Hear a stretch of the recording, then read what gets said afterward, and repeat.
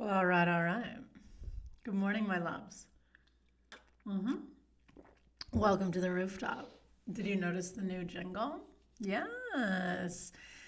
When the whole Vlogmas and vlogging in general came to life, literally 3 days ago, I asked Emily who her favorite vlogger was. Alfie. Can't remember anything else. And I was like, well, if you go onto his description, like, does he use any music? Let's let things be easy and let the answers come, instead of doing some big old YouTube to MP3, don't really love it, all that tail chasing around, right? And she's like, oh my God, I've never clicked on a description before. I was like, oh, you're one of those. You never do know really who's a description clicker and who's a not, right? Because we receive information in so many different ways. Some people are like super link happy and they just want like, to gobble that up and get taken on all sorts of rabbit holes. And other people just want to tune in, they want to listen, or they want to watch and engage. Anyway, sure enough, he had featured an artist that he gets all of his vlogging music from, David Cutter Music, who I'm now including in all of my vlogs. All of my vlogs. I've done one, and now I'm saying all of my vlogs. That's how much I get on board with my new ideas and ways of being. It's a nice support system, right? To be like, yeah, like you're vlogging now. That's what you're doing. Own it. Own it. And there's such a difference between like hesitation or feeling squeamish about, all that imposter syndrome. And I can honestly, like, so happy to say that I don't have a morsel of it. I know what I've put into this in my own creative journey and expression and process over these last years, and like all of my life's experience as well. And at this point, I'm like, no way, man. Like, there's only one Krista Fontaine, and that's me. And like, yeah, I started vlogging yesterday, but what of it?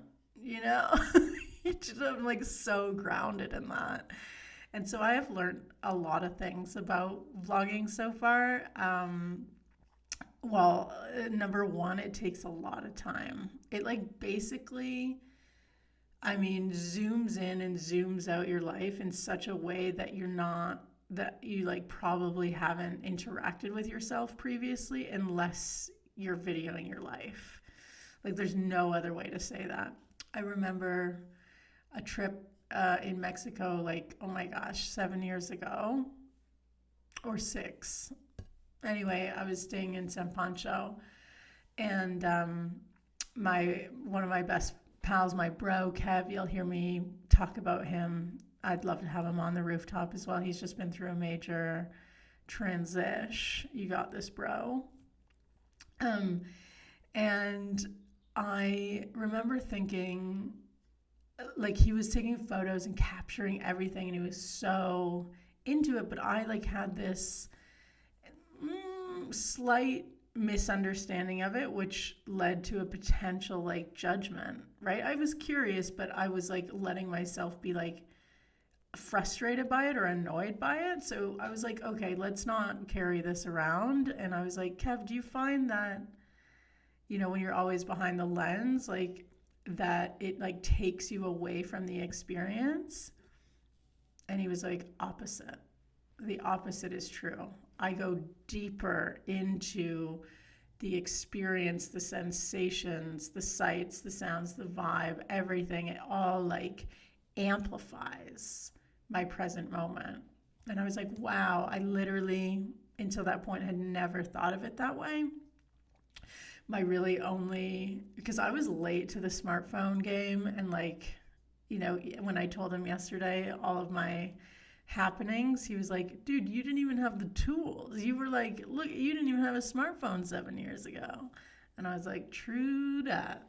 But my greatest distaste around people taking photos and actually not enjoying the moment was in a scuba diving setting. So people would come and they would just only be focused. I'm like, are you even enjoying the dive at all, dude? You know? But anyway, I can now say I've matured in that process and I'm learning it more like in a firsthand way as to how much it involves you like immersing into your life and having a multitude of perspectives all at once. And I'm really vibing with it. That's something, another thing takes so much time and energy, like there's so much that can go into um, like a 3 second clip, right? It's Wild McGee. But if you know that, you know that already. I'm not telling you anything new. Anyway, loving it. Already started, like, did a different style today because that's what we get to do with our creative projects is we get to play. Life on our own terms is the only life to live. Da da da. How about that? How about that little jingle? So I woke up this morning and first of all, I dreamt about like it was a continuation of my reality currently. So like, yeah, it was like I've just like expanded the time that I'm doing because it's like all I could think about and it's all I saw. It was just like more stuff of like what I've been fully immersed in. And I woke up thinking the old tagline, well, I think it's still a tagline, but of the company, the dive company that I used to work for, Scuba Junkie, and the tagline is fuel the addiction. Or, yeah, yep, that's it. So I woke up like thinking and like saying those words in my head, fuel the addiction. I was like, I mean, yeah, okay. When it's dope, you love it, it's giving you joy, energy, you're in it, loving it, and you get to do it, and it's not harming you or anyone else, like word, fuel that addiction. Love that. Oopsies. Yeah, I've covered a lot of ground already here. Ooh, really one last thing that I want to share that I like sprinkled into a story yesterday was, I really believe that everyone has their own natural rhythm, and there's an internal rhythm and then there's a rhythm in which they're engaged with, which is their surrounding and their environment, the place that they live, so that there's like a cohesion, right? And so sometimes people live in places, well, a lot of the time, that are too high strung, too busy, too loud, too hectic, whatever. And there are other times actually where someone may thrive in that kind of setting and they're in like a quieter beach town, or in the meadows. I don't know. But so there's like this like harmonization that needs to happen there between your inner rhythm and the rhythm of your environment externally. But I think what like a lot of the time happens is that there's more emphasis on the external than internal, because the external is like what your life is, right? And then the internal is something that maybe we don't give enough attention, respect, love, and active listening to.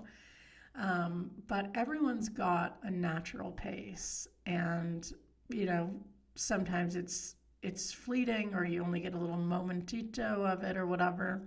But I've definitely found, like, living in San Miguel, this is the first time I've lived inland in my entire life.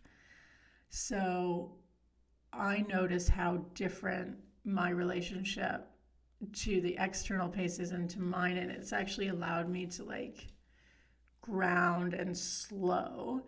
But through that, it's revealed my actual pace, which I've been able to pay attention to more.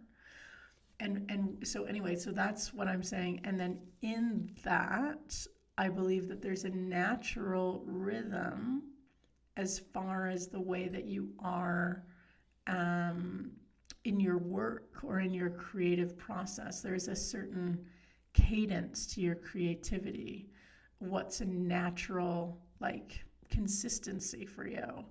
And unless you've kind of tried them all, you might not know, because there's all these like expectations of this, but it's like, what if none of that is, no thank you.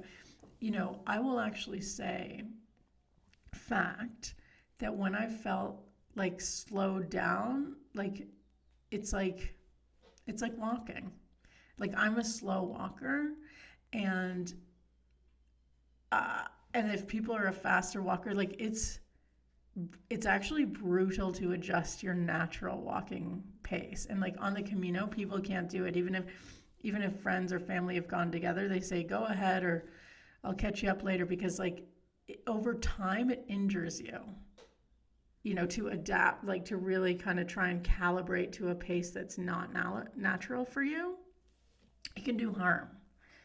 And what I want to say is that when I've felt like I can't create as much as I want to because the platforms and like the kind of style of the this and that doesn't allow for me to put out 4 new things a day. Well, that is absolute bonkers banana. Do not like.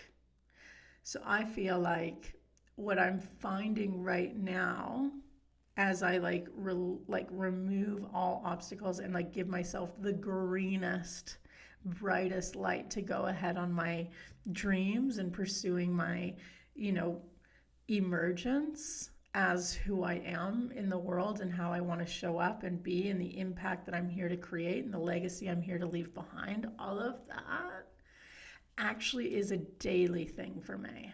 So it actually is a disruption, and potentially, and has been harmful to me if I'm not actually allowing myself to create on that rhythm. Do you know what I'm saying? Is this landing? Because so for some people, like take obligation out, take expectation away, like get that off the table, clear the space. Ask yourself, without anyone else, without thinking, oh, well, this is what you see, no. Or I should send a newsletter every 2 weeks. It would be nice to do it. Or no, anyway, what do you actually want to do? How do you actually want to create and show up? How much is your right amount of muchness? How do you measure enough? How do you keep equilibrium and in synergy with the rhythm in your environment and with your internal home? How do you connect those two? And do you allow for it? So with me yesterday, I'm keeping up with the podcast. That is my practice. That's how I need to start the day. And I'm doing this extra thing because I've decided in at least the month of December that I'm a beginner every single day. And I'm pretty sure, I did my tarot spread for the year ahead on my birthday, Avi.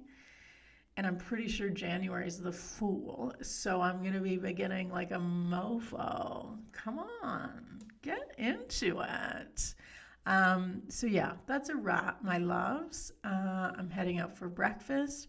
I'm going to be probably sharing my Vlogmas Day 2 later on because I've got a lot to capture today. In the Jardin in the Centro here, tonight they're doing the Christmas tree light up, and I think it's going to be quite magique. So I'm going to check that out and get it all happening. And I love you so much, and I'm so grateful for you to tune in here with me and share this vibe. I absolutely love it. So if you're enjoying it, thank you. Oh my gosh, best. Love spending time with you. Please give it a share. Someone who may value and dig as well. If you can give a review on Apple, that would be Litville. And if you're not subscribed on YouTube at this point, I don't know why. Come on through. I love you. See you. Oh my God. Well, I'll see you definitely because I've just really revealed my cadence and that I need to be creating a lot more than the average Joe. But um, we got lots more coming. Yes. Love, love, love. Brew.